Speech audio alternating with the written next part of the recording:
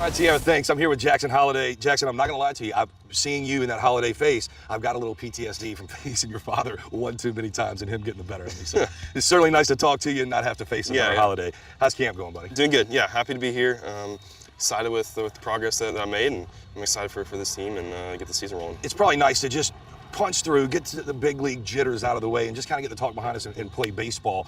In that first whirlwind of an experience, what's some of the stuff that you've learned in the big leagues? Yeah, I mean, obviously it didn't go the way that I would have hoped, or I guess the team we would have liked to make a little bit longer run in the playoffs, but it was a good learning experience. Obviously, we play a game of failure, and to be able to go up there and fail and go back down and come back up and have a little bit more success, it was a good experience, and I'm excited for this year. All right, let's talk about the swing. I read some stuff where the toe tap was coming in and the leg kick was going. What's the swing adjustments? Has there been any this offseason? Yeah. I mean, towards the end of the last year, kind of messing with the toe tap, honestly just in the cage trying to hit like Shohei Ohtani one day, and just kind of went with it, and we were like, hey, that looks pretty good. So I rolled it out there. Yeah, rolled it out there in the last few games of the season, played pretty well, and kind of built off that during the offseason, and then kind of honing it back into more of kind of me, and that's kind of what I've been rolling with for the past week or so, a little bit not as high out here hands and a little bit back to where I'm comfortable, and it's felt really good, so I'm happy with it. That's Vlad Jr., the same question.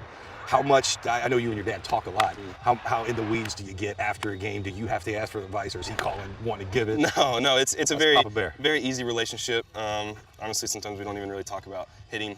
Just call home, see how everyone's doing, check on my brother. He's kind of... See how his pickleball game's doing? Yeah, see if he's still healthy. You know, he's been battling some hip stuff with the pickleball, and so he's probably gonna be upset. Is he still working out like a major leaguer? Oh yeah. He can still outlift all of us, and I love it. He's about as competitive as they come. But yeah, the conversations are very easy. Well, I can tell you this, Jackson, as a former player, seeing the game at where it is today, young players like yourself, the game's in good hands. I appreciate the way you go about it, buddy. Thank you. Appreciate it.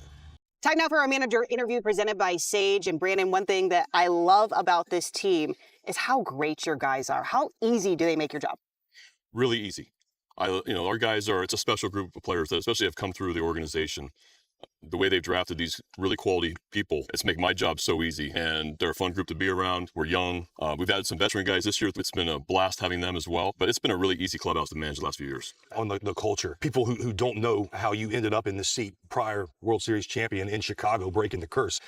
I see a lot of similarities in what you guys have done here. You had the Bryants and the Baez, the young, talented group, but you also brought in the veteran mix, the Lackey, the Lesters, and David Ross that helped mesh that together. What from that did you learn and trying to replicate here? Yeah, we had 4 really fun years there, and Joe Madden sent us home in 60. Yeah, Joe Madden is somebody that I look up to, one of my idols, one of my close friends, and watched him closely for those years. And then also, with Theo, Jed, J-Mac, Randy Bush, Schwartz, these type of guys did over there in Chicago with getting that roster together and how they drafted, and like you said, the young talent that we had there, and supplement it with the amazing veteran guys and your boys, Lester and Lack and Dexter Fowler and Miguel Montero, and these just gamers around these young, really talented guys.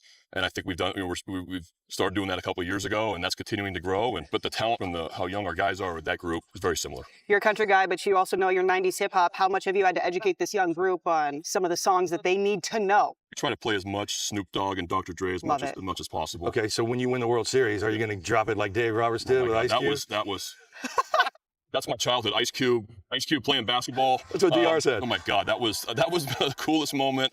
I got chills watching that, just because how big, and my generation, especially from being from the West Coast, how big Ice Cube was, and him to do that in Dodger Stadium, so cool. No, absolutely. Well, look, I can tell you this, Brandon, from what I see here and what I know you're about, it's not far for you guys to punch your ticket. Best of luck. Appreciate it, man. Thanks a lot. Thanks, Pete. Hey, today was a good day.